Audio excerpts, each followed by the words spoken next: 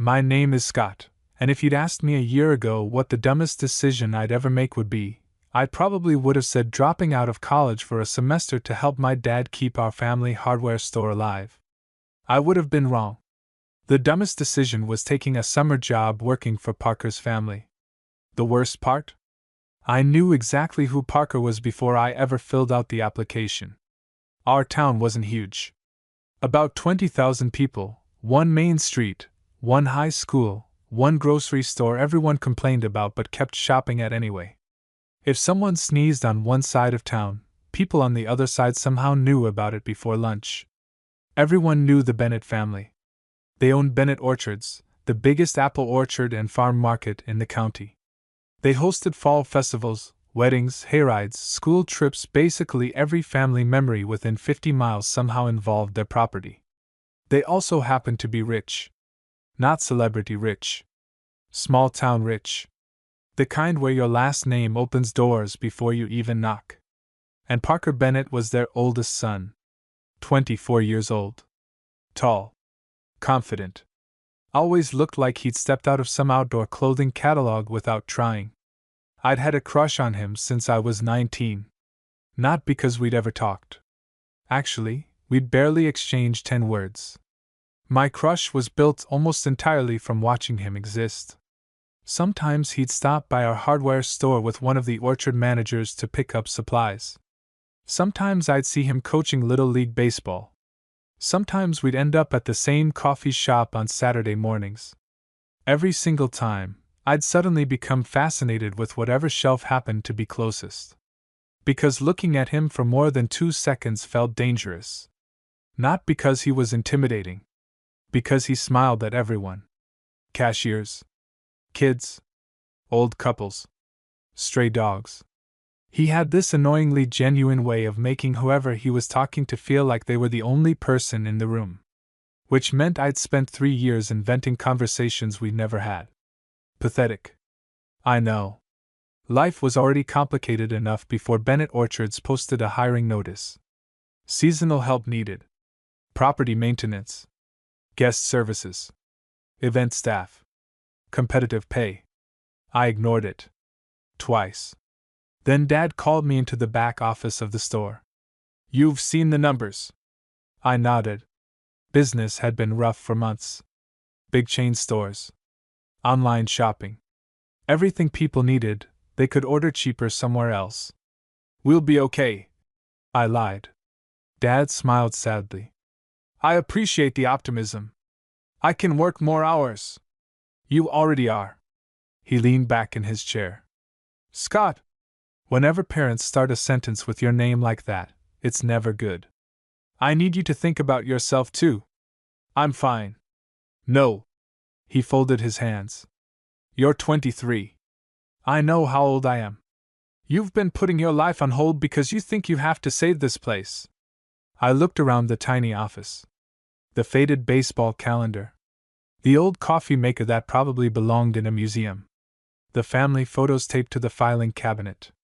My grandfather opening the store. Dad as a teenager stocking shelves. Me at 12 pretending to operate the register. This place matters. It does. So I stay.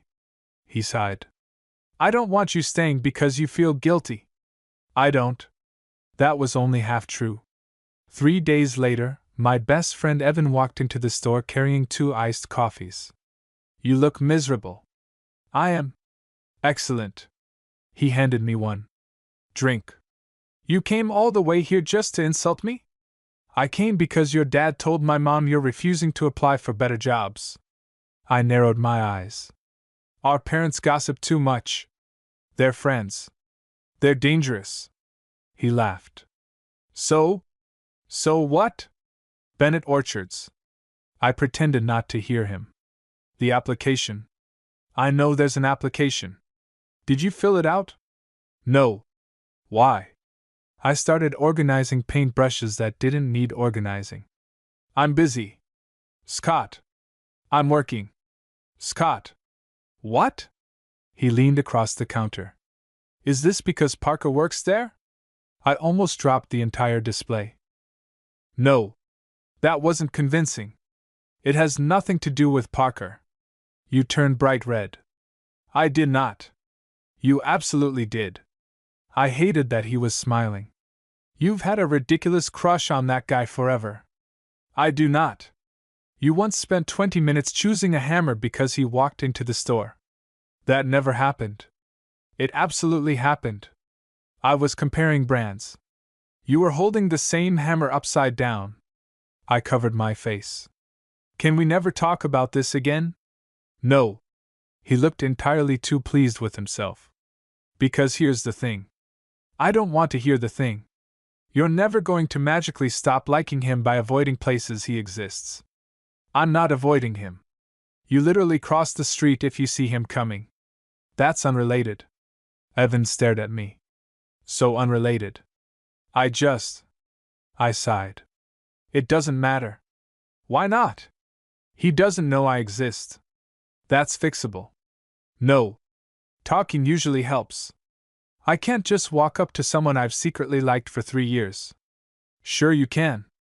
I absolutely cannot. He took a long sip of his coffee. So instead you'll stay broke. That's dramatic. Is it? Unfortunately. No. It wasn't. That night I filled out the application. Not because of Parker. That's what I kept telling myself. It was the pay. The schedule. The fact that seasonal work might help Dad enough that I wouldn't feel completely useless. Parker had nothing to do with it. Absolutely nothing. I got a call 2 days later. Scott? This is Scott. Hi, this is Linda from Bennett Orchards. My stomach immediately tied itself into complicated knots. We'd love to bring you in for an interview. Really? If you're still interested. Yeah. I cleared my throat.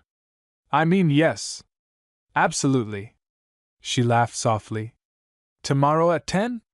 I'll be there. The moment I hung up, regret hit me. What was I thinking? There had to be hundreds of other jobs. Anywhere else. Literally anywhere. But the interview was already scheduled. Backing out would be embarrassing. Showing up might somehow be even worse. The next morning I drove to Bennett Orchards 20 minutes early. Mostly because I was nervous. Partly because I got lost twice despite living here almost my entire life. The property was enormous. Rows of apple trees stretched across rolling hills. The farm market sat near the entrance, surrounded by flower beds that somehow looked perfect despite being completely real. Workers drove small utility vehicles between buildings. Families wandered around with coffee and pastries. Even on a weekday morning, the place felt alive. I parked, took one deep breath, then another. You've got this. I did not have this. Inside the main office, a woman smiled at me. You must be Scott. That's me. I'm Linda. She shook my hand. Interview should only take about 15 minutes. Perfect. Short. Professional. No Parker. See? Everything was. Morning, Linda. I froze. I knew that voice. Not because I'd talked to him.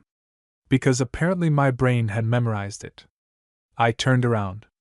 Parker Bennett stood in the doorway carrying a clipboard. Work boots.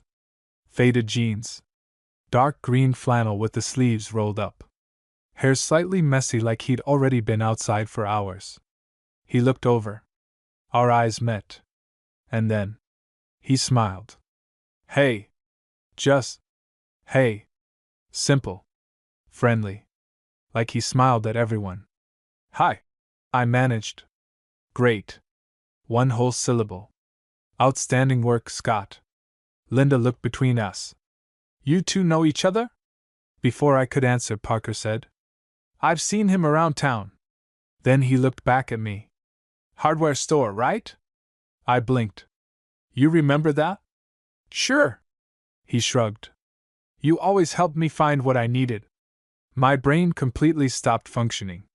He remembered me? Not only remembered me. Remembered where I worked. I stared at him like an idiot. He smiled again. I've got to get back outside. Then to Linda. See you later. Have fun. He left. The office suddenly felt suspiciously warmer. Linda laughed. You okay? Yeah. No offense. None taken. But you looked like someone unplugged your brain. I looked toward the door Parker had disappeared through. I think that's exactly what happened. Interview forgotten. Heart racing. Because somehow, the guy I'd convinced myself had no idea I existed. Had known exactly who I was all along. I spent the next 10 minutes answering Linda's questions on complete autopilot. Previous work experience? Hardware store for almost 8 years. Comfortable working outdoors? Yes. Can you lift 50 pounds? I think so. Available weekends? Absolutely. Meanwhile, my brain was still stuck on one sentence. Hardware store, right? He remembered me. Not just my face. Where I worked. Which made absolutely no sense. I barely spoke whenever he came in. If anything, I'd actively tried to become invisible. So, Linda said, setting my application aside, most of our seasonal employees rotate through different departments. Okay. You'll probably spend time doing maintenance, helping with events, moving supplies, whatever needs doing. Sounds good. She smiled. I think you'll fit in well here. I hoped she was right. Because if Parker worked here every day, this summer was going to test my sanity.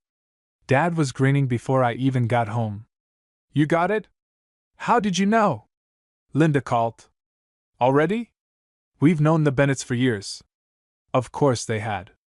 Small town. Everyone knew everyone. They said you start Monday. I nodded. Dad looked relieved. Actually relieved. Like a weight had finally been lifted off his shoulders. That feeling alone made accepting the job worth it. Even if it meant seeing Parker almost every day. Monday arrived way too quickly. I showed up 15 minutes early. Again. Mostly because I wanted to seem responsible. Definitely not because arriving late on my first day while Parker was somewhere on the property would have been my personal nightmare. A dozen other seasonal employees gathered near the equipment shed. College students. A few people around my age. Some older workers returning for another season. Everyone chatted like they'd known each other forever. I stood awkwardly near the coffee station pretending to examine a map of the orchard. First day? I looked up. A blonde woman around 26 smiled at me. That obvious? You've read that map 3 times upside down. I have. You have. She laughed. I'm Mia. Scott. Relax. She grabbed a coffee. Everyone's nervous the first day. I'll survive. Probably. Before I could answer, someone clapped loudly. Morning, everyone! I looked toward the voice. Parker. Standing on the back of a small trailer. Clipboard in one hand. Coffee in the other. Sunlight behind him. Great. Now he looked even more unfairly attractive. Welcome to Bennett Orchards. He smiled at the group. If this is your first season, we're glad you're here. His voice carried easily. Comfortable. Confident. Not rehearsed. We work hard. He paused. We also try not to make work miserable. A few people laughed. If you've got questions, ask. If something's broken, tell someone. If you don't know how to do something. He grinned. Please don't guess. More laughter. I found myself smiling too. This week's mostly training. You'll all rotate between departments. He looked down at his clipboard. Let's split into teams. Names started being called. People drifted toward different supervisors. Then, Scott. I raised my hand. Parker looked up. There you are. He checked something on the clipboard. You're with me. Of course I was. Naturally. The universe clearly hated me. There were 6 of us in Parker's group. Mia. A college football player named Tyler. 2 sisters home for the summer. An older guy named Ron. And me. Parker led us toward one of the storage barns. We'll spend today getting familiar with the property. He unlocked the doors.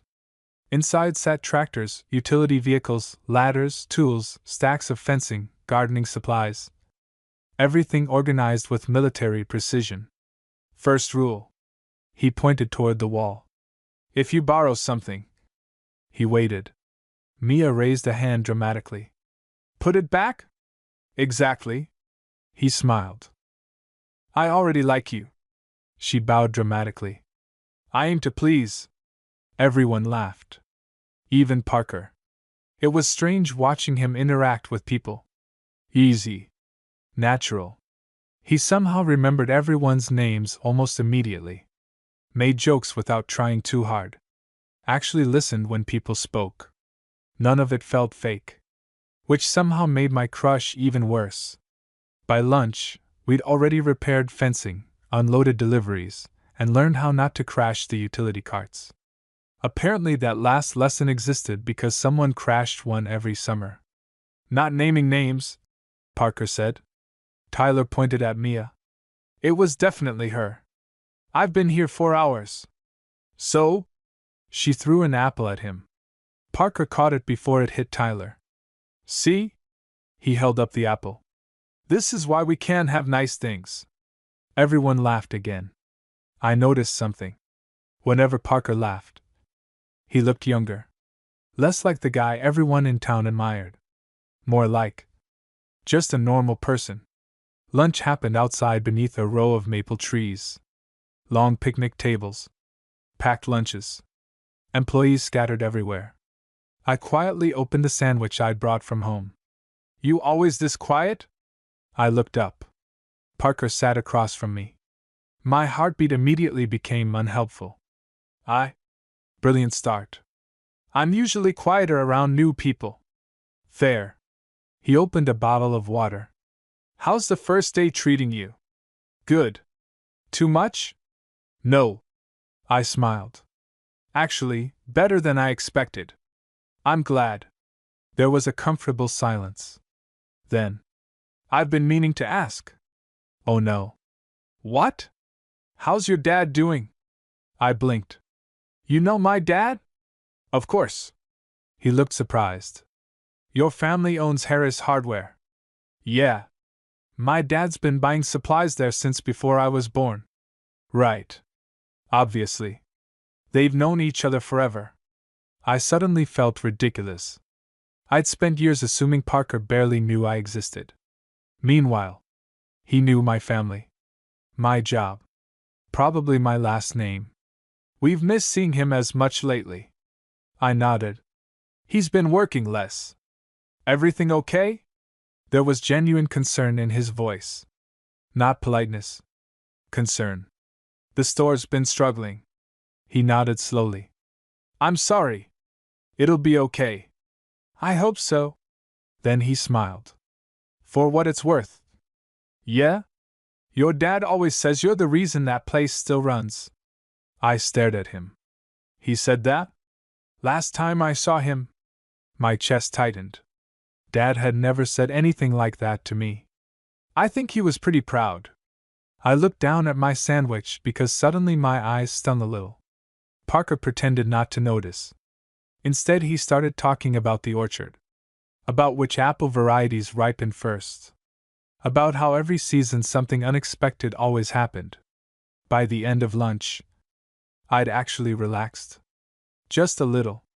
The rest of the afternoon flew by. Until the latter incident. Scott. Parker pointed toward one of the storage shelves. Mind grabbing that box? Sure. Simple enough. I climbed halfway up the ladder. Reached for the box. And immediately realized it weighed far more than expected. Oh. It shifted. So did I. The ladder wobbled. Whoa. Before I could react, Parker was already there. Steadying the ladder with both hands. Easy. I'm good. I know. His voice stayed calm. No rush.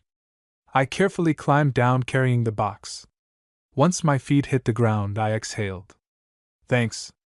No problem. He looked at the label. I probably should have warned you that one weighs about 40 pounds. That would have helped. My mistake. He smiled. I'll blame Monday. Deal. Mia walked by carrying gardening tools. I give him 5 more minutes before he almost falls again. I heard that. I called. Good. She grinned. Stay on the ground. When the workday finally ended, everyone slowly headed toward the parking area. I climbed into my truck completely exhausted. Someone knocked lightly on the window. Parker. I rolled it down. Hey. Hey. You heading straight home? Yeah. He nodded. Tell your dad I said hi? I will. And Scott? Yeah? I'm glad you applied. For 1 second, I completely forgot how words worked. Thanks. He smiled one last time, then walked toward his own truck. I sat there watching him leave. Only after he'd driven away did I realize something. This was supposed to make my crush disappear. Actually getting to know him. Seeing the real person instead of the version I'd invented. Instead, it was becoming so much worse. Because the real Parker Bennett was somehow even kinder than the one I'd imagined. By the end of my second week, I'd learned 3 things. First, orchard work was far more exhausting than it looked. Second, Mia somehow had enough energy to talk for 12 straight hours without repeating herself. And third, working beside your longtime crush every day was an excellent way to lose your mind. Not because Parker flirted. He didn't. Not with me. Not with anyone. He was simply Parker. Friendly. Patient. The same with everyone. Which should have made it easier. Instead, it made him impossible not to like. Wednesday morning started before sunrise. We had an event scheduled that weekend, and preparations were already underway. Rows of tents needed assembling. Signs needed repainting. Tables moved. Decorations unpacked. By 7:30 everyone already looked awake. Except me. You look terrible. I accepted the coffee Mia handed me. Thank you? It wasn't a compliment. I know. You look like you slept in a tree. I stayed up watching videos. Why? I couldn't sleep. She narrowed her eyes. Thinking about someone? I nearly inhaled my coffee. No. Scott. No. You're a terrible liar. Before I could answer, Parker walked over carrying 2 clipboards. Morning. Mia smiled. Morning, boss. I'm not your boss. You keep saying that.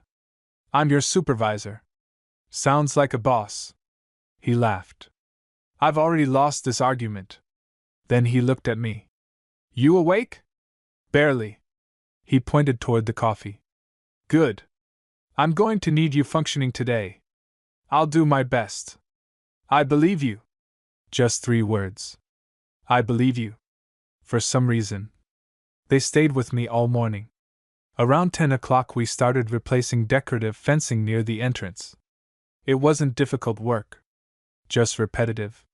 Which meant conversation happened naturally. Tyler looked over at Parker. So? How long have you worked here? Parker laughed. My whole life. Seriously? I was helping clean the market before I was old enough to reach the shelves. What about college? Went. Came back. Tyler nodded. You always planned to? Parker looked across the orchard. I wasn't sure. What changed? My parents are getting older. He shrugged. This place means a lot to our family. Something about the way he said it reminded me of Dad talking about the hardware store. Not obligation. Love. I figured. He smiled slightly. If I was going to work this hard, I might as well build something that already feels like home. Nobody spoke for a moment. Then Mia pointed at me. See? What? You've got that exact face. What face? The one that says you're thinking way too hard? I'm working. You're absolutely not. Parker chuckled. I think she's right. Great. Now both of them were reading my expressions. Later that afternoon I was helping unload lumber near one of the barns when I heard someone call Parker's name. I glanced over. A little girl, maybe 8 years old, came running across the grass. Parker! He immediately knelt down. Hey, Emma. She practically launched herself into a hug. My dad said you fixed the swing. I did. Can we go see? As soon as your dad says it's okay. She nodded excitedly before racing back toward her family. I watched the entire exchange. Parker stood back up smiling. You've got fans. He looked over. Oh. He laughed. Emma's family comes every year. She seems to like you. She's mostly excited because I let her name the farm cats. How many cats are there? Too many. What are their names? He rubbed the back of his neck. You don't want to know. I absolutely do. He sighed dramatically. Captain Pancake. I blinked. Princess Potato. I started laughing. Sir Wiggles. By now I couldn't breathe. And he looked genuinely embarrassed. Jeff. I wiped tears from my eyes. Jeff? I didn't name Jeff. You named Captain Pancake. I was outvoted. You own the orchard. I still got outvoted. That conversation somehow became my favorite moment of the week. Because for the first time, I saw Parker embarrassed. And it was incredibly human. Friday afternoon changed everything. Not dramatically. Just enough. We were reorganizing equipment inside one of the older barns when a summer storm rolled in. Rain hammered the metal roof. Thunder echoed through the building. Power flickered once. Then went out completely. Perfect timing, Ron muttered. Parker grabbed a flashlight. We'll wait it out. The rain became even heavier. Nobody was leaving anytime soon. Tyler and Ron kept working by the open doorway. Mia wandered off looking for snacks, leaving me standing beside Parker in the middle of a dimly lit barn. Fantastic. So, he leaned against a workbench. You settling in okay? Yeah. I'm glad. It's actually. I looked around. A really good place to work. That's nice to hear. He smiled. We try. There was another clap of thunder. You afraid of storms? He asked. No. You looked up pretty fast. I was checking the roof. Sure you were. I laughed. Fine. They're loud. I get that. Another comfortable silence. Then Parker looked at me thoughtfully. Can I ask you something? Sure. Why did you really apply here?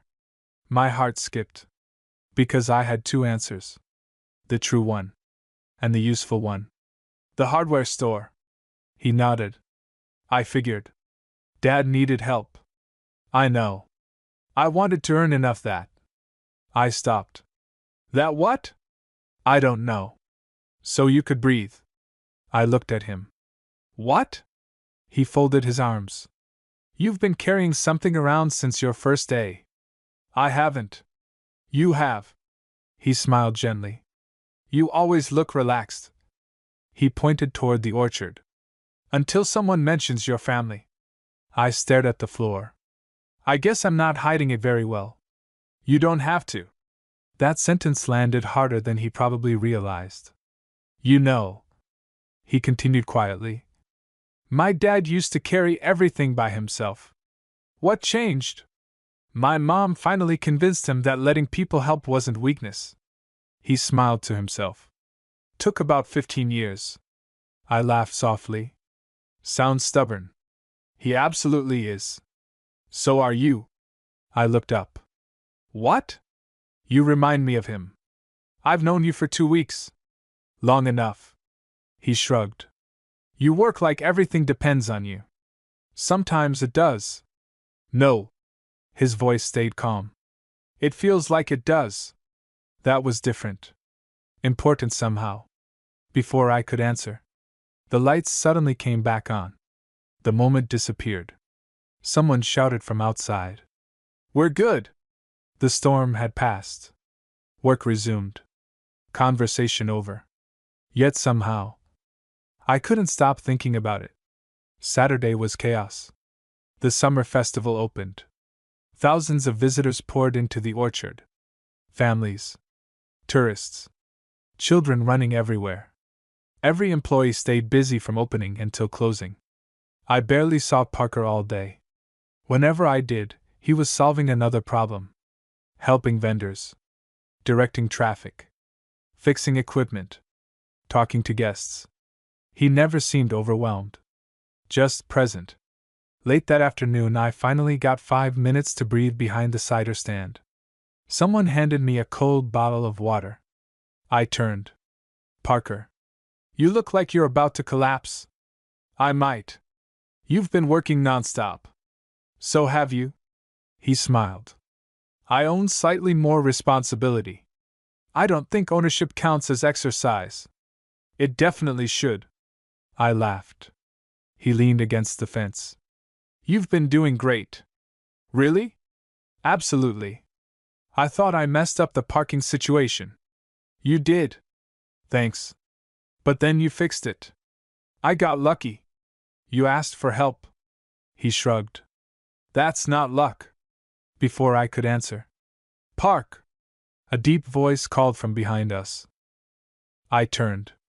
A man around Parker's age walked over carrying a stack of folded chairs. Broad shoulders. Dark hair. Easy confidence. He dropped the chairs beside us. There you are. Parker smiled. Scott, this is my younger brother Mason. Younger? Mason rolled his eyes. By 18 months. We're still counting. Parker looked at me.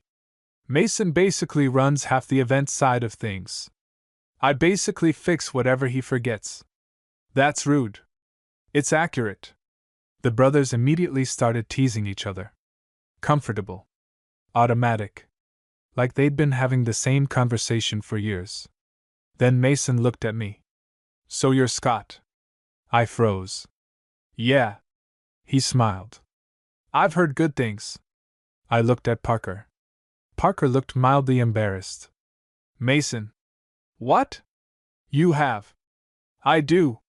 Mason shrugged. He keeps saying you're one of the hardest workers they've hired. Silence. Complete silence. Parker rubbed the back of his neck. I might have mentioned that. Mason grinned. I'll leave before he fires me. You don't even work for me. Exactly. He walked away laughing. I slowly turned back toward Parker. You've been talking about me? He looked genuinely uncomfortable for the first time. A little. Why?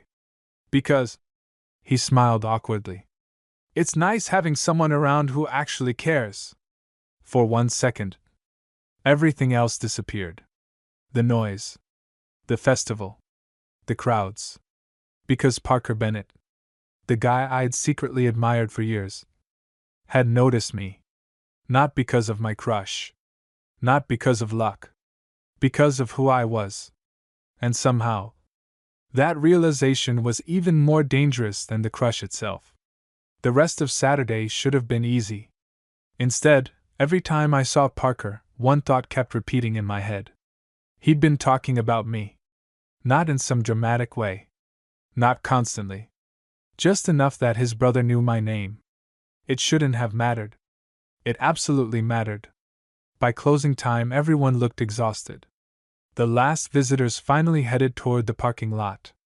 Employees began folding tables, stacking chairs, hauling decorations back into storage. Mia dropped into a chair beside me. I can't feel my legs. I don't think I can feel anything. Tomorrow? I might still be asleep.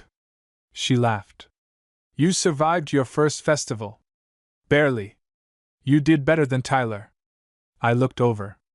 Tyler was trying to untangle a string of lights that somehow wrapped around his own backpack. Impressive. He's talented. Across the courtyard, Parker was helping 2 older employees load equipment into a trailer. Even after 12 hours of work, he was still smiling. I honestly didn't understand how. An hour later, only a handful of us remained. The sky had already turned orange. Most of the orchard sat quiet again. Parker clapped his hands once. That's enough. Ron looked up. We've still got the storage shed. It'll still be there tomorrow. Nobody argued. We were all too tired. Go home. Parker said. You earned it. Everyone scattered toward their cars. I was halfway across the parking lot when I heard footsteps behind me. Scott! I turned. Parker caught up carrying 2 paper cups. Thought you might need this. He handed me one. Hot cider. Still warm. You didn't have to. I know. He leaned against my truck. We always make extra after festivals. I took a sip. It was incredible. I think this is the best cider I've ever had. He smiled proudly. My grandfather would appreciate hearing that. You've been making it that long? Longer. He looked toward the processing building. Same recipe. There was something peaceful about the empty orchard. No crowds. No music. Just crickets beginning to chirp somewhere beyond the trees. You ever get tired of this place? I asked. He thought for a moment. Sometimes. Really? Mostly during festival season. He laughed quietly. But then everyone leaves. He looked around. And I remember why I love it. I followed his gaze. Rows of apple trees disappeared into the evening light. The breeze barely moved the branches. It really was beautiful. I guess I never noticed. Most people don't. He looked at me. You've been noticing more lately. I have. You stop rushing once you've been here a while. His voice had become quieter. That's when you start seeing the place. Something about the way he said it made me wonder if he was talking about more than the orchard. Before I could ask, his phone rang. He checked the screen. My mom. You should answer. I should. He smiled apologetically. Drive safe? You too. He answered the call while walking away.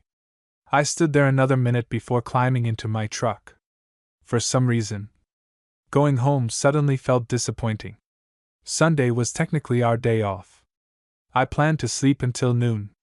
Instead, Dad knocked on my bedroom door at 8:30. Morning. I groaned into my pillow. No. He laughed. I made pancakes. I'm listening. 20 minutes later, we were eating breakfast together. Dad looked better than he had in weeks. More relaxed. So, how's the orchard? It's good. You like it? I do. He smiled into his coffee. I figured. You did? You've stopped looking worried all the time. I hadn't noticed that. I guess. You laugh more too. That surprised me. I do? You do. He pointed his fork at me. Whatever's happening over there. He shrugged. It's good for you. If only he knew. Around noon my phone buzzed. Mia. Emergency. I frowned. What happened? I locked my keys inside the equipment shed. How is that an emergency? Because Parker has the spare key and he's already here. I stared at the message. She couldn't be serious. So? Come help me. Why? Because I refused to suffer alone. 20 minutes later, I found myself driving back to the orchard. I hated that she knew exactly how to manipulate me. The place looked completely different without visitors. Quiet. Almost peaceful. I spotted Mia sitting on the steps outside the maintenance building. You actually came. You threatened me. I asked nicely. You absolutely didn't. She stood. Come on. As we rounded the corner. There she is. Parker stood beside the shed holding a keyring. He looked from Mia to me. You recruited backup? I recruited emotional support. I sighed. She texted me emergency. It was. I was dying. You were mildly inconvenienced. Details. Parker laughed. You two argue like siblings. Mia gasped dramatically. That's offensive. I'll survive. He unlocked the shed. There. Problem solved. Mia immediately grabbed her keys from a workbench. I can never tell anyone this happened. I already planned to. She pointed at Parker. Traitor. He raised both hands. I made no promises. She groaned loudly before heading toward the parking lot. I'll see you guys tomorrow. And just like that, she left, leaving me alone with Parker. Again. Neither of us moved right away. He locked the shed. I appreciate you rescuing her. I think she tricked me. Probably. He slipped the keys back onto his belt. Want to walk? I blinked. What? I need to check irrigation lines. He pointed toward the orchard. It's about 20 minutes. Oh. My brain scrambled. Sure. We started down one of the dirt paths between endless rows of apple trees. Without crowds. The orchard felt completely different. Birds chirped overhead. Wind moved softly through the leaves. Some apples had already started changing color. You've never really walked through here, have you? I looked around. No. I thought so. He slowed his pace. Most visitors stay near the market. This goes on forever. Almost. He smiled. About 300 acres. I whistled quietly. I can't even imagine taking care of all this. You don't. You build a team. There was that word again. Team. Not employees. Not workers. Team. It fit him. You know, he said after a minute. I've been meaning to ask something. I glanced over. Okay. What did you want to do? What do you mean? Before the hardware store. The question caught me off guard. I honestly didn't know. I studied business. Planning to take over the store? I thought so. And now? I shrugged. I don't know anymore. He nodded like he understood. That's a weird place to be. You. He smiled. I wanted to be a wildlife photographer. I stopped walking. What? I know. He laughed. Doesn't exactly match this. I never would have guessed. I was obsessed. What happened? He looked across the orchard. Life. My grandfather got sick. My parents needed help. I came home for one summer. He smiled to himself. Then another. And another. And suddenly 10 years had gone by. There wasn't bitterness in his voice. Just honesty. Do you regret it? He thought for a long time. Sometimes. Then he smiled. But only for a few minutes. We kept walking. I still take pictures. He pulled out his phone. Want to see? He opened an album. I expected orchard photos.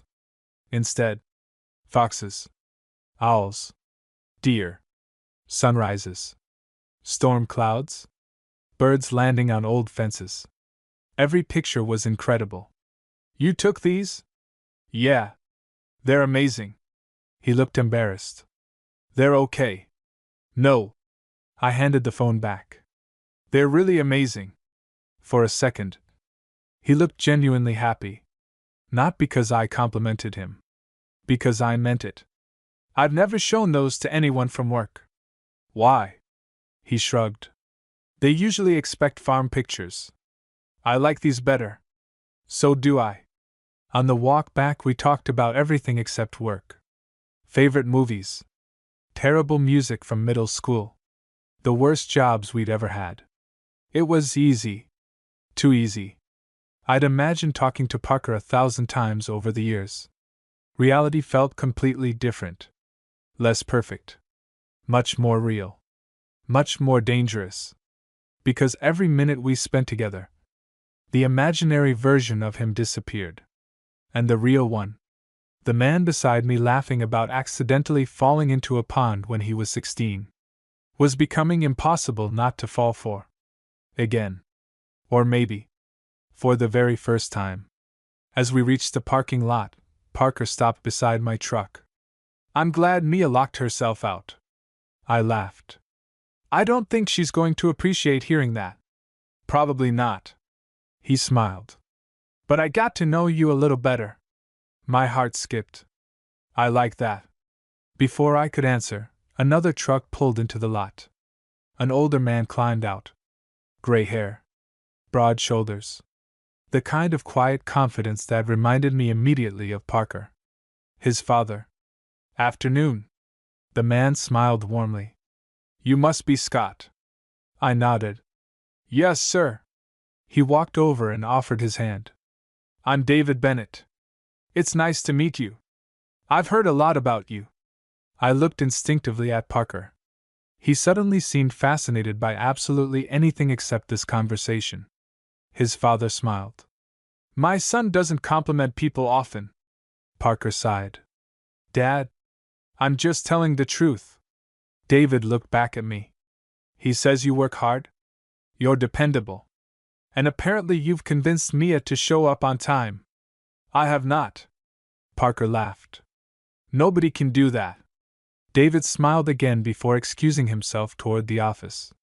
The moment he disappeared inside, I looked at Parker. You've really been talking about me. He rubbed the back of his neck. I guess I have. Why? He met my eyes. This time he didn't look away. Because you're hard not to notice. Either of us spoke. The afternoon breeze moved quietly through the trees behind us. My heart pounded so loudly I was sure he could hear it. Then someone called Parker's name from across the yard. The moment broke. I should. He pointed toward the office. Yeah. I nodded. You should. He smiled one last time. See you tomorrow, Scott. Tomorrow. I watched him walk away. For the first time since taking this job, I realized something that both thrilled and terrified me. This wasn't just me secretly watching Parker anymore. Somehow, he had started noticing me too. Monday morning felt different. Nothing had actually changed. Same orchard. Same employees. Same schedule. But after walking through the apple trees with Parker the day before, I couldn't pretend he was just the guy I'd admired from a distance anymore. Now I knew things. He wanted to be a wildlife photographer. He still carried his camera everywhere. He secretly took incredible pictures and almost nobody had seen them. And somehow, he'd been telling both his family and his brother good things about me. That knowledge made it strangely difficult to act normal. Not that I'd ever been particularly good at acting normal around him. Morning. I looked up from unloading flower boxes. Parker was carrying 2 clipboards again. Morning. You look rested. I actually slept.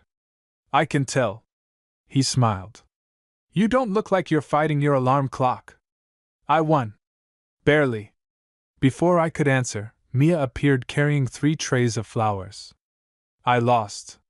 Parker laughed. I can see that. My alarm betrayed me. You hit snooze 7 times. It was self-defense. You were 20 minutes late. I was fashionably late. You were just late. She looked offended. I expected more support from management. I'm not management. You keep saying that. He sighed dramatically. I really do. Watching the two of them argue had become one of my favorite parts of every morning. Mostly because Parker always looked happier after laughing. By mid-morning we were decorating the outdoor pavilion for a wedding scheduled later that week. White lanterns. Wooden signs. Flower arrangements. Everything had to look perfect. Tyler struggled with a ladder while Ron tried not to laugh. I've got it. No, you don't. I absolutely. The ladder leaned sideways. Ron caught it before disaster struck. You definitely don't. Everyone laughed. Even Tyler. Parker walked over shaking his head. This is exactly why I said not to rush. I wasn't rushing. You were climbing 2 steps at a time. I was being efficient. You were inventing paperwork for me. Tyler surrendered immediately. There. Parker looked around. Scott. Yeah? You mind helping me with the lanterns? Sure. Just like that. We ended up working together again. The lanterns had to be hung from heavy wooden beams inside the pavilion. One person climbed the ladder.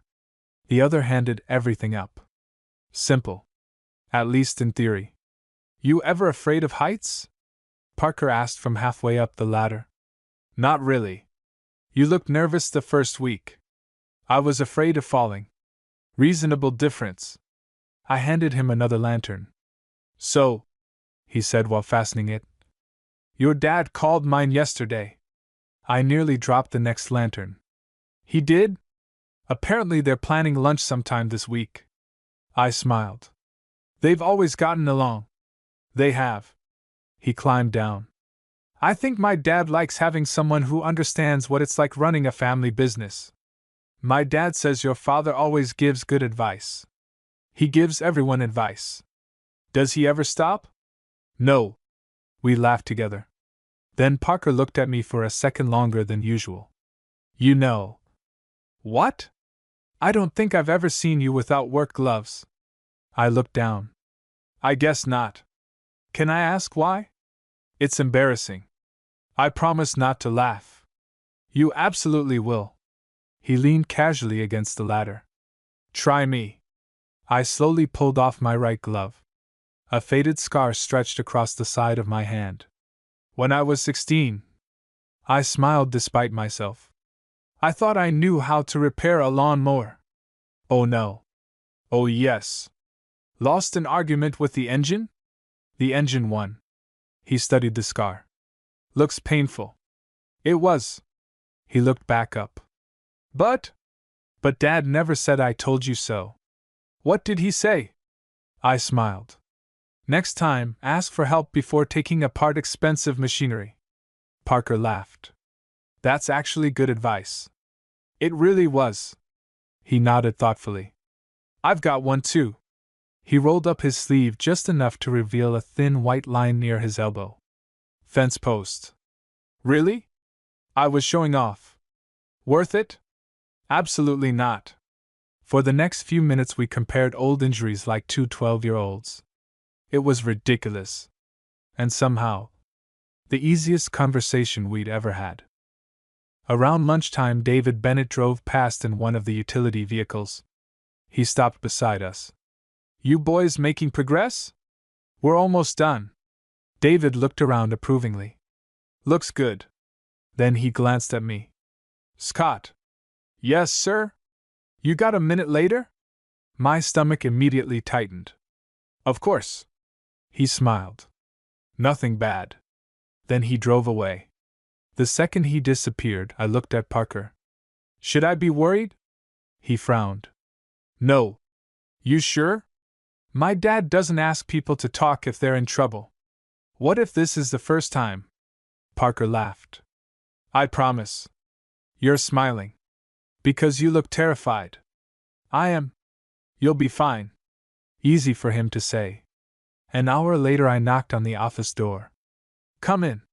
David sat behind a large wooden desk covered in maps and paperwork. He gestured toward the chair.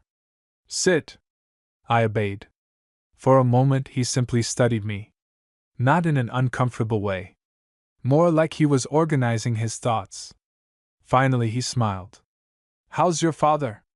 Doing better. I'm glad. He folded his hands. I wanted to thank you. I blinked. For what? My son. I stared. I'm sorry? He's happier. For several seconds I honestly thought I'd misheard him. David continued. Parker takes this place seriously.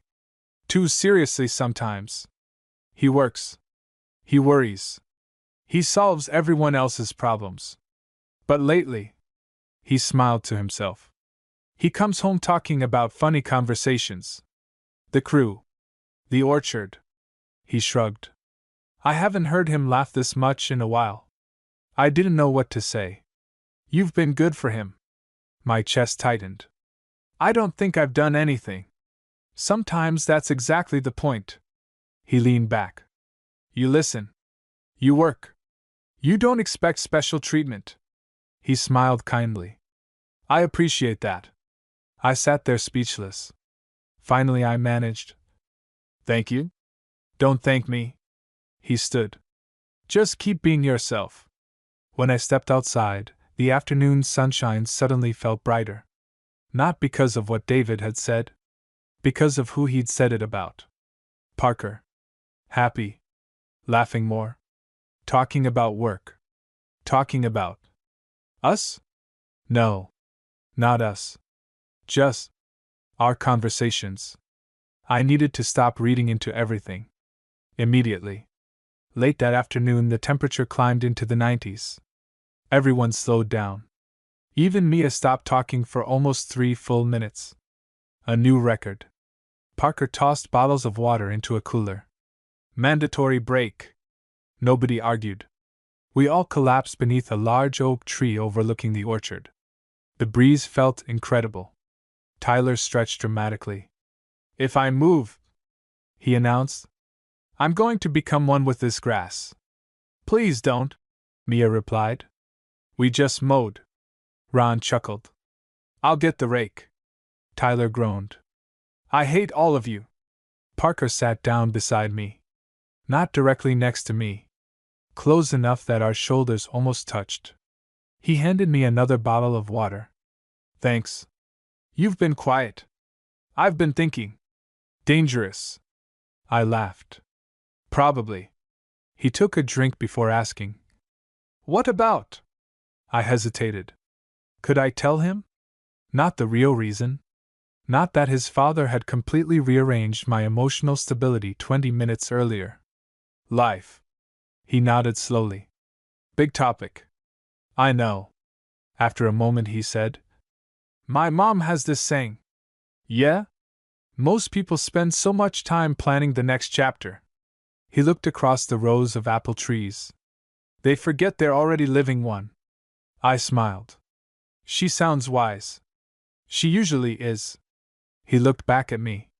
"You don't always have to know where you're going." The words landed deeper than he could have known. Because for months, I'd felt completely lost. Between Dad, the store, college, money, the future. Now, for the first time in a long while, I actually enjoyed where I was. Even if it scared me. Near the end of the day, we finished hanging the last lantern. Parker stepped back. "I think that's it." I looked up. The pavilion looked beautiful. "You've got a good eye." He smiled. "I had help. I'm pretty sure I just handed you things." "You handed me the right things." I rolled my eyes. "Nice save." "I'm serious." He looked around one final time. "You notice details." Nobody had ever said that about me before. "Really?" "I've watched you work. You catch little problems before anyone else." He shrugged. "That's rare." For one brief moment, neither of us looked away. The noise from the rest of the crew faded into the background. Then, "There you are!" Mia walked toward us carrying a clipboard. "I've been looking everywhere." She looked from Parker to me, then smiled far too knowingly. "There are witnesses." Parker blinked. "Witnesses to what?" "I don't know yet." She grinned. "But I'll figure it out." Parker laughed, shaking his head. "I think she's impossible. I've been saying that for weeks." "You still like me," Mia called while walking away. "We tolerate you," Parker shouted back. "I'll take it." Her laughter echoed across the orchard. I laughed too. Parker glanced at me. "What?" "You've got one of those laughs." "What kind?" "The real one." I frowned. "There's more than one?" "Oh, definitely." He smiled. "The fake polite one. The tired one. The embarrassed one. And," he looked at me for just a second, "the one you do when you forget anyone's watching." I opened my mouth. Closed it again. Because he was right. And I hadn't even realized he'd been paying that much attention. The next few days should have gone back to normal. Instead, everything felt different. Not because Parker had changed. Because I had. Once someone starts paying attention to you, it's impossible not to notice the little things in return. The way he greeted every employee by name. The way he always thanked people after they finished a job, no matter how small. The way he never asked anyone to do something he wouldn't do himself. I understood why everyone respected him. It wasn't because he was a Bennett. It was because he'd earned it.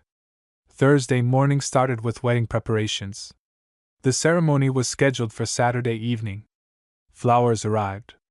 Tables arrived. A delivery truck somehow got stuck near the loading dock. Everyone was busy.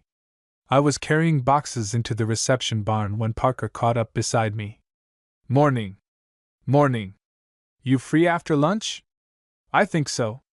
My mom wants help setting up centerpieces. I smiled. You trust me with flowers? I trust you not to break expensive things. I appreciate the confidence. He laughed. It took time. I've been here almost a month. Exactly. You've earned flower privileges. Lunch was quieter than usual. Tyler had the day off. Ron was working with another crew. Even Mia seemed distracted. You okay? I asked. She sighed dramatically. My little brother just informed me he's taller than I am. Is he? Barely. So technically he's right. I don't like you today. You never like me. I tolerate you. I pointed toward Parker. That's his line. I stole it. Parker looked up from his sandwich. I'm being quoted now. Congratulations. He sighed. I've become predictable. Only slightly. He looked at me. Careful. Why? Spend enough time around Mia and sarcasm becomes contagious. Too late, Mia said. He's already funny. I was funny before. She looked unconvinced. Were you? Parker laughed into his coffee. Watching him laugh had become dangerous. Because every time he did, I caught myself smiling too. After lunch, he led me toward one of the older buildings behind the market. The Bennett family home sat farther up the hill, partially hidden behind tall maple trees. It was beautiful without being flashy. Large front porch, white siding, gardens everywhere. It's nice. Parker followed my gaze. My grandmother planted most of those flowers. They're incredible. My mom's kept them going. He opened the back door of a smaller event building. Inside, long tables overflowed with decorations. Candles, glass jars, ribbons, fresh flowers. A woman arranging centerpieces looked up and smiled. There you are. She walked over immediately. So this is Scott. I smiled. You've heard about me too. Parker closed his eyes dramatically. Oh no. His mother laughed. I'm Claire. It's nice to finally meet you. She hugged her son quickly before turning back to me. Thank you for putting up with him. Parker looked offended. Mom. What? You're making me sound difficult. You were stubborn before you could walk. I learned from Dad. She smiled innocently. I married your father. I know exactly how stubborn he is. I couldn't help laughing. Parker sighed. I'm outnumbered. You usually are, Claire replied. Within 5 minutes, she'd somehow pulled me into arranging flowers beside her. So, she said while trimming stems. Scott. Yes? How's everyone treating you? Really well. I'm glad. She glanced toward Parker. He worries. I do not. You absolutely do. She smiled at me. He always worries about new employees. I just want people to enjoy working here. Claire reached over and lightly patted his arm. I know. Something about the exchange felt warm, comfortable. The kind of family dynamic that made you smile without realizing it. An hour passed surprisingly fast. Claire told stories about previous weddings. Parker kept pretending to be embarrassed. Most of the stories involved him accidentally breaking things as a teenager. I was 12. You drove the golf cart into a flower bed. I was avoiding a goose. The goose wasn't moving. It looked aggressive. I laughed so hard I almost dropped a vase. It absolutely was aggressive. Claire pointed at me. See? Someone understands. Parker shook his head. I've lost control of this conversation. Eventually, Claire stepped into another room to answer a phone call, leaving Parker and me alone again. He carefully adjusted one of the centerpieces. My family likes you. I looked over. I like them. They'll be happy to hear that. They're easy to like. He smiled. They'd say the same thing about you. For a second, neither of us spoke. Then I asked the question I'd been wondering for weeks. Can I ask something? Sure. Why did you remember me? He frowned slightly. What do you mean? Before I started working here. You knew who I was. He looked genuinely surprised. Scott. He laughed softly. Of course I did. But why? You've worked at Harris Hardware forever. Lots of people work there. Yeah. He looked at me for a moment. But not everyone spends 20 minutes helping customers figure out the right tool when they could have just pointed at a shelf. I blinked.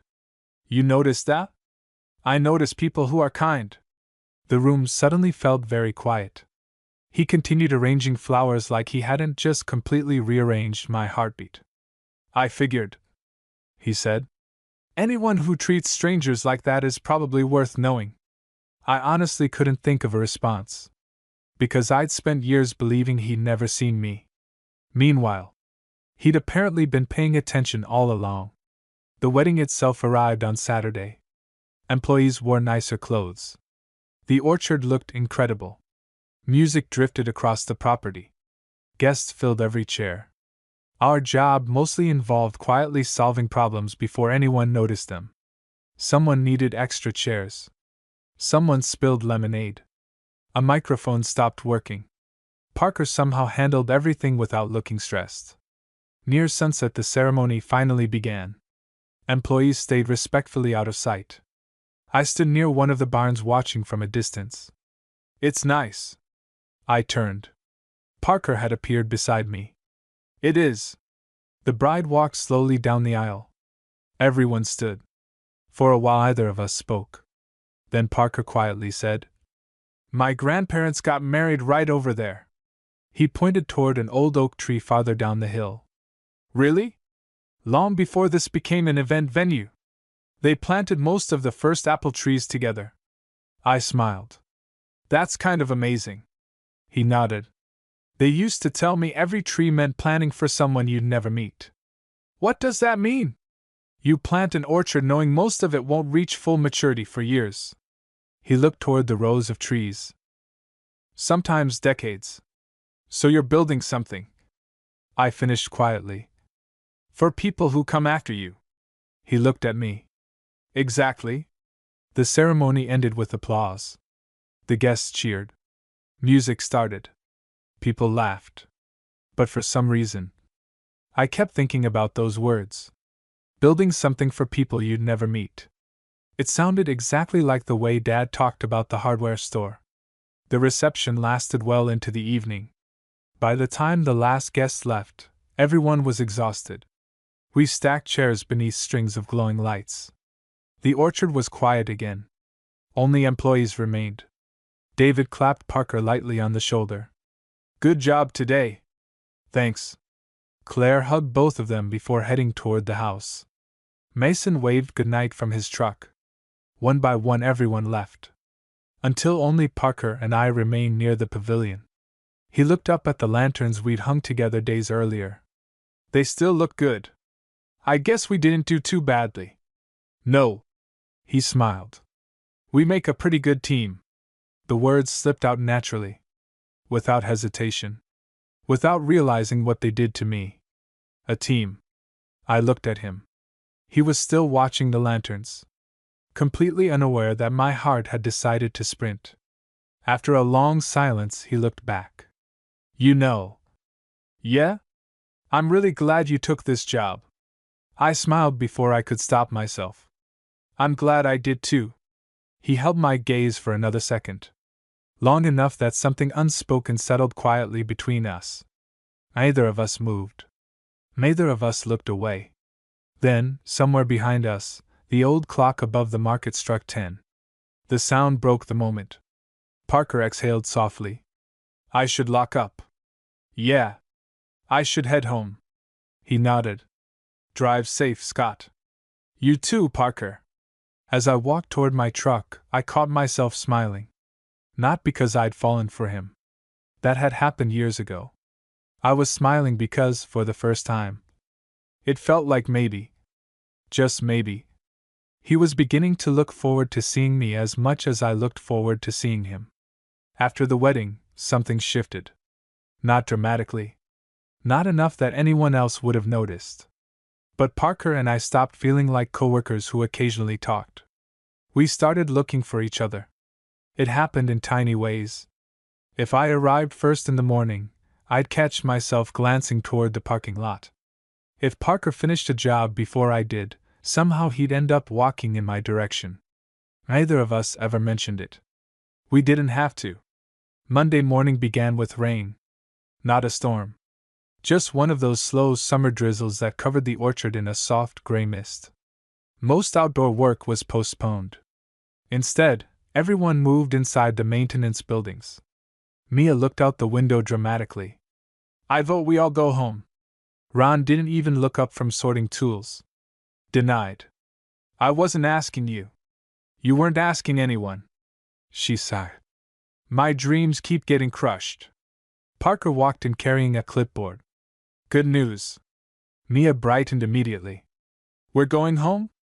No. She deflated. We're reorganizing storage. I liked my version better. You always like your version better. I really do. Everyone laughed. Even Ron. The maintenance barn quickly turned into organized chaos. Shelves emptied.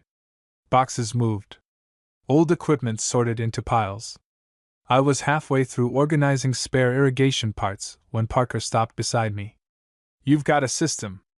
I like things organized. I noticed. He glanced toward the shelves I'd already finished. I should have put you in charge sooner. I think that's dangerous. Why?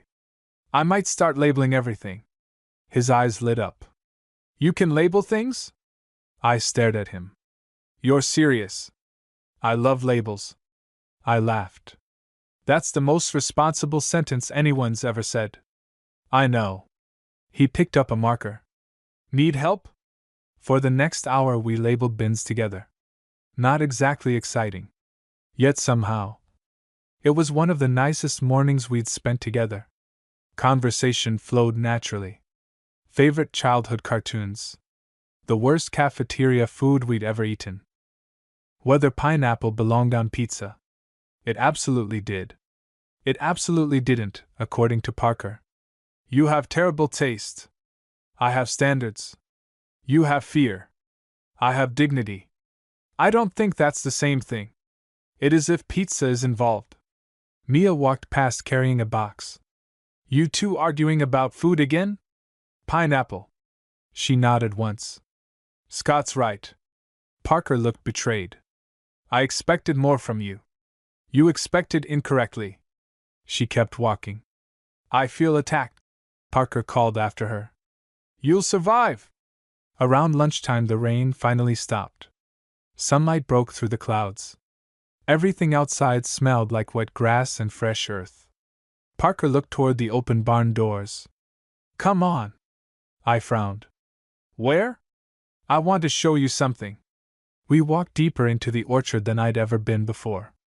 Past the public areas. Past the event fields. Past rows of apple trees that seemed to stretch forever. Eventually we reached a small hill overlooking almost the entire property. The view stole my breath. You've been hiding this? He smiled. Most people don't come out this far. I looked across the valley. The morning rain still shimmered on the leaves. Everything looked impossibly green. It's beautiful. I thought you'd like it. You come here often? When I need to think. He shoved his hands into his pockets. My grandfather used to bring me here. What for? He said. Parker smiled to himself. If you can't remember why you're working so hard. He looked across the orchard. Come somewhere quiet until you do. We stood there in comfortable silence. Then I noticed something. You brought your camera. He looked down. The camera hung from a strap at his side. I usually do. You still take pictures during work?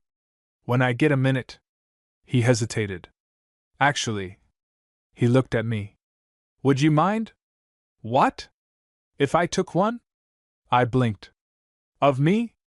He nodded. You don't have to. It's just. He looked almost embarrassed. The light's really good. Nobody had ever asked to photograph me before. I don't know. You can say no. I looked out across the orchard. Then back at him. Okay. He smiled. A real one. Thanks. He lifted the camera. Immediately. Something changed. Not him. The way he looked at the world. His expression became calmer. Focused. Gentler somehow. Just. He lowered the camera slightly. Don't pose. What am I supposed to do? What you were already doing. So. I looked back across the trees. Nothing? Exactly. The shutter clicked once. Twice. 3 times. Then he lowered the camera. That's it. Already? I don't like making people uncomfortable. Were they okay? He checked the screen. His smile grew a little. Yeah. You want to see? I stepped closer. The photos surprised me. I didn't look awkward. Or uncomfortable. I looked peaceful. Like someone simply standing in a place he liked. That's. I searched for the right word. Really good. You make it easy. I looked at him. What?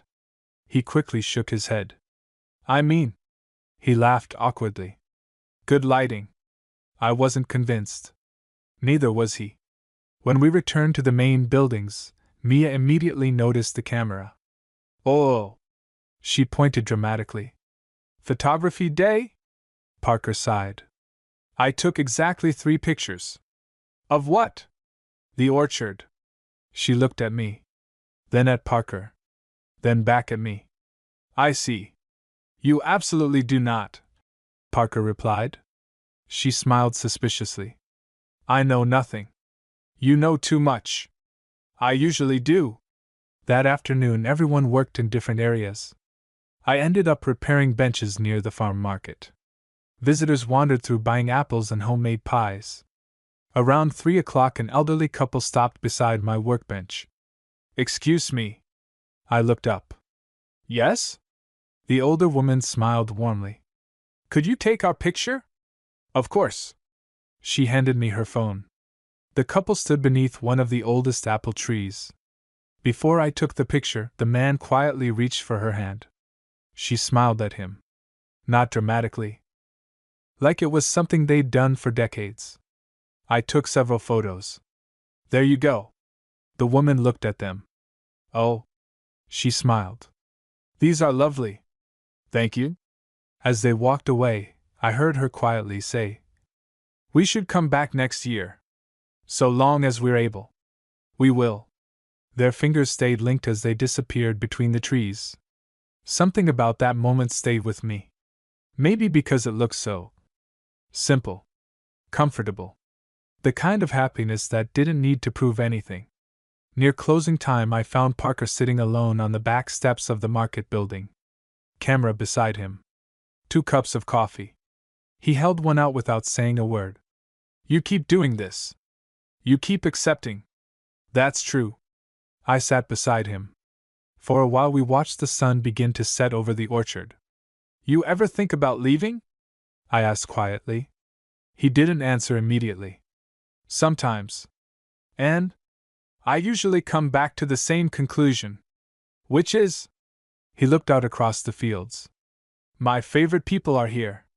The answer sounded simple. But something in the way he said it made my heart beat just a little faster. What about you? I looked down at my coffee. I used to think I needed to leave. And now? I smiled faintly. I'm not as sure anymore. He nodded slowly. Funny how people change. Yeah. They do. A breeze moved softly through the trees. The silence between us felt easy. Comfortable. Like either of us needed to fill it. Then Parker spoke again. So? My mom invited everyone over next Sunday. I looked at him. The whole crew? End of summer barbecue. Families too. Oh. My heartbeat stumbled. My dad would probably like that. I was hoping you'd bring him. There it was again. That quiet sincerity. No hesitation. Just honest warmth. I think he'd like that too. Parker smiled. I was hoping you'd say yes. Before I could answer, the old bell above the farm market rang, signaling closing time. He stood, picking up both empty coffee cups. We should lock up. Yeah. As we walked back toward the buildings, I couldn't stop thinking about next Sunday. Because for the first time, I wasn't just being invited to a work event. I was being invited into Parker's world. And somehow, that felt like the beginning of something neither of us had found the courage to name yet. Sunday arrived faster than I expected. Dad spent 20 minutes pretending he didn't care what he wore. I'll just grab whatever's clean. 5 minutes later, he was standing in front of the closet with 3 different shirts. You've changed 3 times. I have not. You absolutely have. He looked at me. I haven't been invited to someone's house in a while. I smiled. I know. He quietly buttoned the blue shirt. Think this one's okay? It looks good. He nodded once. Good. For some reason, seeing him excited made me realize how long it had been since he'd done anything that wasn't work. Maybe this day mattered for more than one reason. The Bennett house looked even warmer than I remembered. Cars already lined the driveway. Employees laughed on the back lawn while someone grilled burgers. Kids chased each other across the grass. Music played quietly from the porch. It didn't feel like a company event. It felt like a family gathering. The moment Parker spotted us, he walked over. You made it. He smiled at Dad first. Mr. Harris. Please. Dad shook his hand. It's Jim. Only if you call me Parker. Deal. They laughed like old friends. Then Parker looked at me. I'm glad you're here. 3 simple words. But they stayed with me the entire afternoon. Claire insisted Dad take home enough food to feed the neighborhood. David immediately disappeared into a conversation with him about suppliers, equipment, and the future of small family businesses. Watching them together made something inside me relax. Dad wasn't worrying. He was laughing. I honestly couldn't remember the last time I'd seen that. Meanwhile, Mason challenged Tyler to a cornhole tournament. Mia somehow convinced 3 children she was the official scorekeeper despite nobody asking her to be. The entire afternoon felt effortless. Like everyone belonged. Including me. Late in the afternoon, I wandered toward the edge of the orchard. Mostly to escape the noise for a few minutes. Footsteps followed. I figured you'd end up here. I turned. Parker. Holding 2 bottles of water. You know me too well. I'm starting to. We walked slowly between the apple trees. No destination. Just walking. For a while either of us spoke. Finally Parker broke the silence. My parents like you. I like them.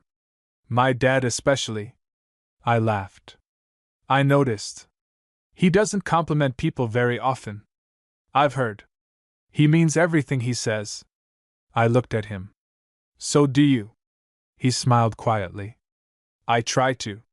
We stopped beneath the same old tree where I'd taken that elderly couple's photograph a few days earlier. Sunlight filtered through the branches. Everything felt strangely still. I've been thinking. His voice sounded different. More careful. About what? You. My heart immediately forgot how to behave. I know. He laughed nervously. Not exactly subtle. I waited. When you started working here. He looked down for a second. I thought it would just be another summer. Then we kept talking. He smiled to himself. And somehow. He shook his head.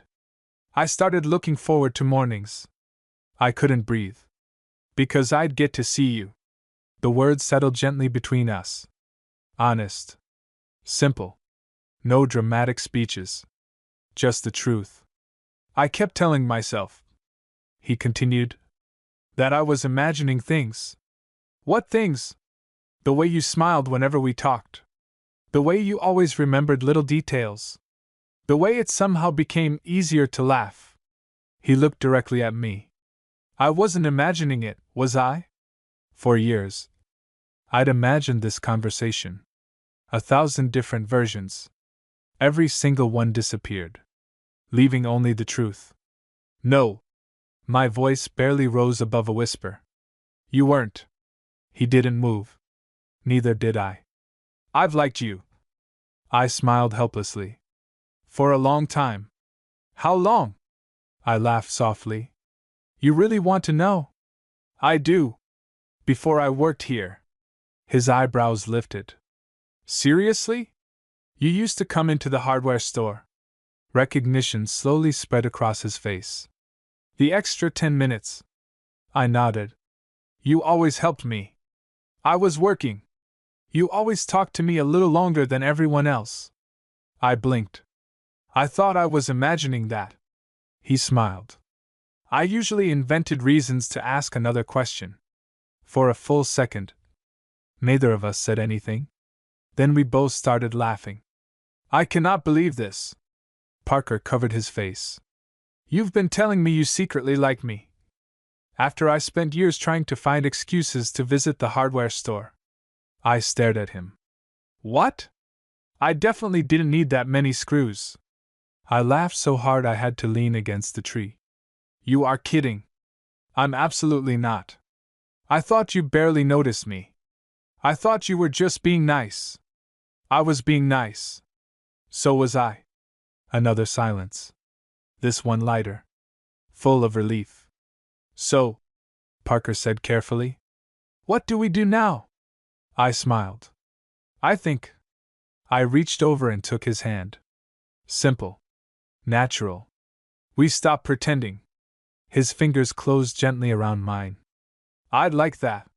So would I. We stood there beneath the apple tree. No audience. No dramatic moment. Just two people who had spent far too long believing the other one couldn't possibly feel the same way. After a few quiet seconds, Parker looked toward the house. We should probably go back. Probably. My family is going to notice. They already have. He laughed. Mia definitely has. She's going to be unbearable. The worst. But she'll also be incredibly happy. He was probably right. As we walked back, we didn't let go of each other's hands. Nobody made a scene. Claire simply smiled. David looked at Parker, then at me, and quietly nodded like he'd been expecting this all along. Mason grinned so widely it was almost suspicious. I won $20. Parker frowned. What? I told Mia you two would figure it out before summer ended. You were betting on us? It was a very small bet. Mia raised her hand proudly. I lost. She looked at both of us. Worth every dollar. Everyone laughed. Even Parker. Even me. Dad walked over a few moments later. He looked from our joined hands to my face. Then he smiled. A quiet, proud smile I'd never forget. I'm happy for you. That was all he said. He didn't need to say anything else. Summer eventually came to an end. I stayed at Bennett Orchards. Not just for the season. For good. Dad kept the hardware store open. With help. David introduced him to suppliers he'd never met. The business slowly recovered. Not overnight. But enough. I returned to college part-time. Finished the degree I'd left behind. Parker finally entered one of his wildlife photographs into a regional competition. He won. Claire cried. David claimed he already knew it would happen. Mason insisted he'd predicted it years earlier.